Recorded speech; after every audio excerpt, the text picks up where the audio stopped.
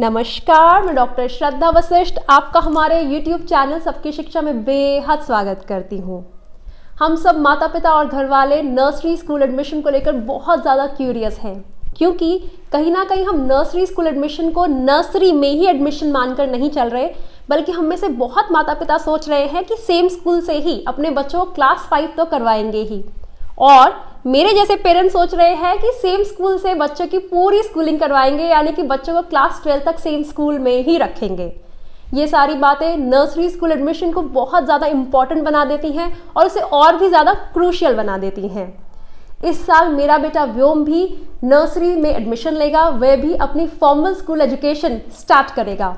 इसलिए मैं खुद नर्सरी स्कूल एडमिशन से रिलेटेड सारी इन्फॉर्मेशन कलेक्ट कर रही हूँ और चाहती हूँ कि नर्सरी स्कूल एडमिशन से रिलेटेड हर पॉइंट पे मुझे क्लैरिटी हो, कोई भी कंफ्यूजन ना हो, क्योंकि बाद में कोई भी कंफ्यूजन बहुत ज़्यादा डेंजरस प्रूव हो सकती है। तो सबसे इम्पॉर्टेंट इन्फॉर्मेशन जो as parents and as family members हमें होनी चाहिए वह होता है minimum age of the child for getting admission in nursery school. मतलब कि वह बच्चे की कम से कम उम्र क्या होनी चाहिए जिसकी बेस पर हम बच्चे का स्कूल में एडमिशन करवाएं। अभी तक की जो दिल्ली गवर्नमेंट की रूलिंग है और जो दिल्ली हाई कोर्ट कहता है कि बच्चे की उम्र नर्सरी में एडमिशन के लिए कम से कम 3 साल यानी कि मिनिमम एज 3 इयर्स होनी चाहिए। इस समय हम बात कर रहे हैं कमिंग एकेडमिक सेशन की, जो कि है 2019-2020, 2019-2020। सिंस ये सेशन 1 अप्रैल यानी कि 1 अप्रैल से शुरू होगा, इसीलिए बच्चे की एज हम 31 मार्च पर रख के हम कैलकुलेट करते हैं। मतलब कि 31 मार्च 2019, 31 मार्च 2019 को बच्चे की उम्र 3 साल होनी चाहिए। आप अपने बच्चों की उम्र कैलकुलेट करिए और ये हिसाब लगाइए कि कम से कम 31 मार्च 2019 को आपके बच्चे की उम्र 3 साल होनी चाहिए। मैं आपको यहाँ पे अपने बच्चे का एग्जाम्पल देना चाहूँगी कि मेरा बेटा अप्रैल 2015 बॉर्न है। इसका मतलब यह है कि जब अगले साल वह एडमिशन के लिए मैं उसके लिए अप्लाई करूंगी तो व्योम की एज 31 मार्च 2019 को 3 इयर्स कुछ 11 मंथ्स और कुछ डेज की होगी। इसका मतलब यह है कि वह नर्सरी में एडमिशन के लिए एलिजिबल है। अगर मैं पिछले साल यानी कि करंट एकेडमिक सेशन के लिए अप्लाई करती, यानी कि अगर व्योम की एज 31 मार्च 2018 को देखी जाती तो व्योम की एज 2 साल 11 महीने शायद कुछ दिन होती। आप में से बहुत से लोग सोच रहे होंगे कि मैंने क्यों उस समय रिक्वेस्ट नहीं करी स्कूल से कि अरे बच्चे की उम्र कुछ दिनों का ही फर्क है या महीने का फर्क है, क्यों नहीं मैंने रिक्वेस्ट करी और बच्चे को 1 साल पहले डाल दिया। मैं आप सबको बताना चाहूँगी कि नर्सरी स्कूल एडमिशन में एज से रिलेटेड कोई भी रिक्वेस्ट नहीं चलती। दिल्ली गवर्नमेंट और दिल्ली हाई कोर्ट की रूलिंग अटमोस्ट इंपॉर्टेंस रखती है और सब स्कूल्स उसे फॉलो करते हैं। अपने बच्चे की एज ध्यान से कैलकुलेट करिए और उसकी बेस पर नर्सरी स्कूल एडमिशन के लिए आगे अप्लाई करिए। आपके बच्चे की एज से रिलेटेड सारे डॉक्यूमेंट्स हैंडी रखिए, जिनमें बच्चे का बर्थ सर्टिफिकेट आता है, प्लीज़ उसे हैंडी रखिए, ढेर सारे उसके ओरिजिनल रखिए और उसके ढेर सारी फोटोकॉपीज भी रखिए। स्कूल की वेबसाइट्स को ज़रूर चेक करिए।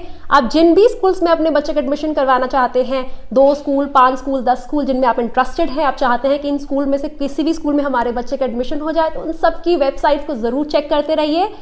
एक बात मैं बहुत आपको क्लियर करना चाहूँगी कि हर स्कूल की गाइडलाइंस नर्सरी स्कूल से एडमिशन से जो रिलेटेड गाइडलाइंस होती हैं उनमें थोड़ा थोड़ा फ़र्क होता है, अलग अलग होती हैं।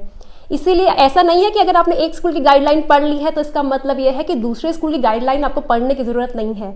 ऐसा कभी मत करिएगा, वरना बाद में बहुत परेशानी या मुश्किल का सामना आपको करना पड़ सकता है। हर स्कूल की गाइडलाइंस पढ़िए, कौन से डॉक्यूमेंट्स रिक्वायर्ड हैं एडमिशन के समय, कौन सी चीज़ें वो मांग रहे हैं, किन किन क्राइटेरियाज को कौन से पॉइंट दे रहे हैं, उन सबको ध्यान से पढ़िए और उसके अकॉर्डिंग आप अपना आगे बच्चे के एडमिशन के लिए आगे बढ़िए। साथ ही साथ ये भी कहना चाहूँगी कि आपके घर के आसपास जो भी बच्चे उन स्कूल्स में जाते हैं जिनमें आप अपने बच्चे का एडमिशन करवाना चाहते हैं, उन बच्चों के माता पिता से मिलिए, स्कूल का फीडबैक तो लीजिए ही और उनसे स्कूल के एडमिशन प्रोसीजर के बारे में भी जानकारी लीजिए। साथ ही साथ ये भी कहना चाहूँगी कि जिन बच्चों के पेरेंट्स ने पिछले साल अपने बच्चों को स्कूल में एडमिशन करवाया, उनसे मिलिए और उनसे एडमिशन प्रोसीजर से रिलेटेड बातचीत करिए।